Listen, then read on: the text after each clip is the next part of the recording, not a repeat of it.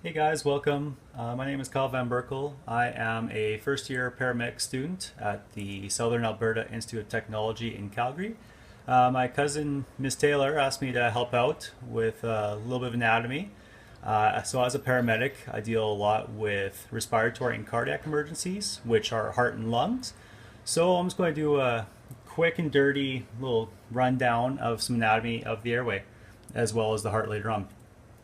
So, as we see, we have a little dummy here. First thing I'll mention, I'll be saying left and right. It's going to be kind of backwards for you guys. As you see over here, it says right lung, but you're saying, Kyle, lungs on the left side. Why is it right? It's the patient's right. So it's as if you're looking at someone that's facing you. So just clear that up as we start. So with airway, you'll see we have the nose, the mouth, and then we have this tube here. It's called the trachea, and it breaks off into the lungs. So I'll do a little rundown of basically how we get gases our body needs into the body. So start off, we have two gases we worry about in respiratory primarily. We have CO2 and O2, so carbon dioxide and oxygen. In normal atmospheric gases, there's also nitrogen and a couple other gases. Those ones we don't typically worry about. They're such a low concentration that we just worry about these two main ones here. Just realized I was off screen there. Perfect. So, the way our body breathes, we have this little black band right here. It's called the diaphragm. It's your primary breathing muscle. Basically, when you have to take a breath, that pulls down. It does some pressure stuff in the chest you guys don't have to worry about, but it forces your lungs to take a breath. So when you take a breath, remember you can either breathe through your nose or your mouth here. So most people breathe through their nose if they're not working out, running, stress, things like that. So we have oxygen that enters the mouth or the nose. Remember you can do both. Okay, and both these passages, so for me, this is the nasopharynx and oropharynx, nose or mouth for you guys. They meet up back here, called the laryngopharynx, which is basically just a tube that connects both the nose and the mouth. They connect down to this other tube here called the trachea. Now the trachea is also known as the windpipe. Basically, it connects your upper airway, so everything basically above this line, down to your lower airway, which is your lungs here. So air goes down the trachea, enters the right lung, remember patient's right, as well as the left lung. Okay, from there, your lungs transfer the oxygen to your capillary membranes where they switch out oxygen for carbon dioxide. I'll talk a little bit more about that once we hit the heart side. But for now, just know that oxygen is going into your lungs. It switches out oxygen for CO2. So CO2 is a byproduct of your cells. So when your cells use energy, they make carbon dioxide. That's not good for the body. So what happens, you fill up oxygen in your lungs, you transfer it over to CO2. The CO2 then gets breathed out of the nose and mouth. So a little bit messy drawing, but that's the basic concept. For you guys, I guess to stay pretty simple, and you're probably going to love me for this. So a lot of terminology on here for me. What I would know for hint a future test, don't worry about that, any of this. Trachea I would know. Larynx you probably don't need to go know, so I'll cross that off. Nasal, oro, just convert those to nose and mouth. Sorry, I cannot write with the mouse apparently. Scratch out to nose, and nasal meaning nose as well. One thing you'll notice with the lungs is that we have this little space here. It looks like someone took a bite of our lung. And the reason for that is the heart sits there. So your lung actually compensates a little bit for the size of the heart by having this little section taken out. So most of the air will be actually going into the right lung, but your left lung does get a fairly high percentage as well. So moving on to heart, looks a little scary at first, looks like a road map of a very busy city. It's actually quite simple when you look at it. So in your body you have two types of blood vessels. You have arteries and veins. So arteries are the ones in red, and veins are the ones in blue. Let's make sure that's right. Sorry, no. So I'll have to explain this a little bit. So arteries, the general rule of thumb is they always leave the heart. So we see here the aorta. It's a big blood vessel here. It's the major artery in your body. That supplies oxygenated blood to your body.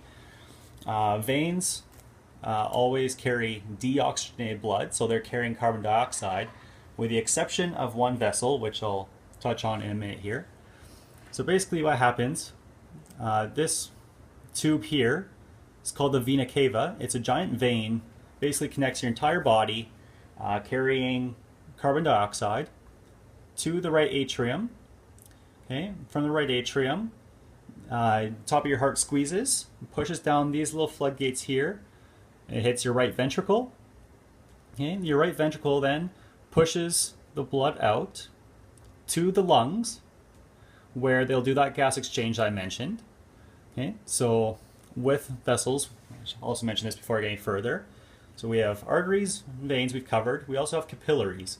Now capillaries, basically, the best way to explain it, if arteries and veins are highways, capillaries are like a normal street. So they have a much lower speed limit. They allow very little pressure worth of blood to go through, just so we're not damaging anything, but as well it allows for that gas exchange that your body needs. Because if you have too much CO2, bad things happen, that's where you're calling me to deal with it. So, again, all the blood carrying carbon dioxide enters the right atrium, down to the right ventricle, pushes it out to the lungs. So we'll say lungs are over here. Remember though, you have two lungs, just for this demonstration. It's right here. Then once that gas exchange occurs, so it'll go from vein down to capillary to do gas exchange. Then capillaries pick up oxygen again from the lungs. They go back into pulmonary veins, back into the left atrium, get pushed down to the left ventricle. Left ventricle is the most important part of the heart because that supplies your entire body with oxygenated blood. Without oxygen, then your cells will actually start to die. So left ventricle then squeezes to the aorta, and you can see it kind of branches off a little bit here, and that's what supplies your entire body with oxygen. Alright guys, so I just pulled up another diagram here, kind of just explaining what we already went over. So just to recap, we have the heart and two lungs, and you see that little kind of bit that I mentioned earlier. That's why there's a little bit out, is just to let the heart take some space up. So you see over here is kind of what I was touching on earlier with capillaries. So inside your lungs, as you see this little square here demonstrates, what's called alveoli. Now alveoli, the best way I remember it is if you think of a piece of broccoli, you kind of have a bit of a stem, branches off a little bit, and then you got a bunch of those little bubbles or balls up top. That is a great picture. So basically this is an alveolar sac, or sorry, bundle. These individual little balls here. Let's quickly outline one. That's an alveolar sac. So this is where the gas exchange happens. As you can see, we have blue arteries here. Remember, arteries always go away from the heart. This is the only time that artery carries deoxygenated blood, so blood with carbon dioxide. They go to the alveoli. Alveoli pass the carbon dioxide, as marked in blue, and then that's when the alveoli would push out the carbon dioxide back out into the to take a breath. And then also at the same time, oxygen, which is in the alveoli when you take a breath, leave the alveoli, go into the pulmonary vein, and returns to the heart. So you can see here, here's the pulmonary vein. Here's the pulmonary artery. So recap again on circulation. Deoxygenated blood from the body goes down and up through the vena cava to the right atrium, where it goes down into the right ventricle. Right ventricle squeezes, pushes blood out to the lungs, where the lungs do the gas exchange, get rid of carbon dioxide, bring in oxygen. Return to the left atrium, get pushed down into the left ventricle, and then from left ventricle get pushed out into the body so cells can get more oxygen. Now, so we've touched on carbon dioxide and oxygen being moved, but I haven't really said why yet. So the body, the way cells work is they take nutrients and oxygen and they make something called ATP, or adenosine triphosphate. You won't need to know that, that's more so for me, but basically that's an energy source. It's like filling up a battery for the body. So your cells use up the battery, then they have to go send it away basically to get recharged, is the way I think of it. So that's kind of why you have oxygen and carbon dioxide, or CO2, changing frequently. As well, with that CO2, you also have some other waste products from the cells. Now those waste products, instead of being breathed out, your arteries and veins actually connect to your kidneys, which produce urine, or pee, and that's why when you pee it can be either a dark yellow or bright yellow. It's just based on how much water is diluting the waste products of the cells, or is there a little tiny bit of waste product to a lot of water.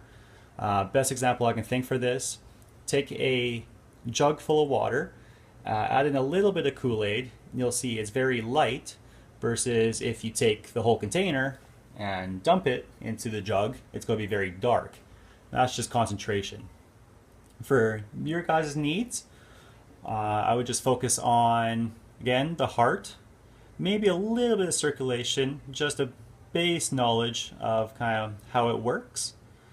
The trachea, the lungs, and then those two gases, again, O2 or oxygen, and CO2, which is carbon dioxide.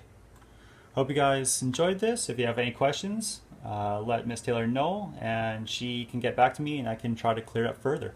Thank you guys very much.